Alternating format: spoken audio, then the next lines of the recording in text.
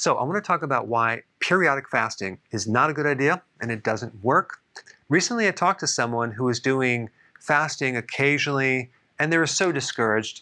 And they were explaining to me why fasting was such a bad idea, because every time they would do it, they would feel miserable. So this video, I want to explain exactly why. Okay, so it'll be kind of a short video. You may have heard of the 5 and 2, where you're eating whatever you want for 5 days and then you fast for 2 days. Okay, so that's a pattern of fasting that is promoted. Don't recommend it though. Then you have people that do the 3-day fast, maybe every so often. Or let's say someone does fasting 1 day every week or every 2 weeks. Or they're fasting every other day.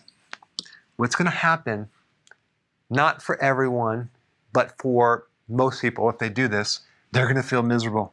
They're going to give up. They're definitely going to think that fasting does not work. Why?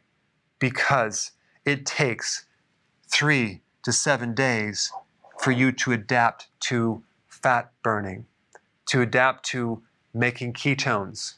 In the meantime, your blood sugars are going to go on the low side. You're going to get hypoglycemia, and your brain is going to suffer.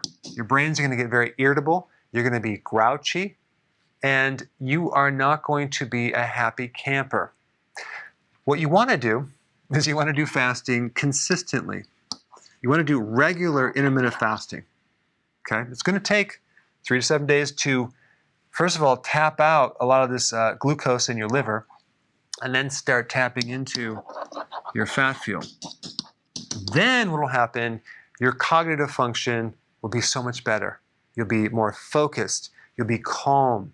Your mood will be elevated. You'll be happy. That's how you do it. If you're in this boat, simply follow the recommendations I have in the video down below, which kind of walk you through it.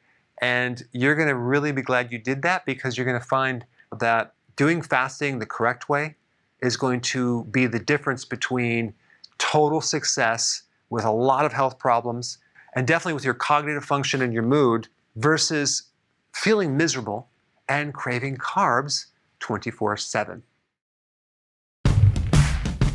Hey, we're back. With another amazing recipe. No grains, no sugar, totally keto. There's no suffering in keto. Absolutely not, Karen. And it's an immune system builder. Absolutely. You have to check this out. I think you should hurry up, watch the recipe, and make it yourself. It's just so easy to be keto. But is it simple? It's super simple. We hope you enjoy making it as much as we are enjoying eating it.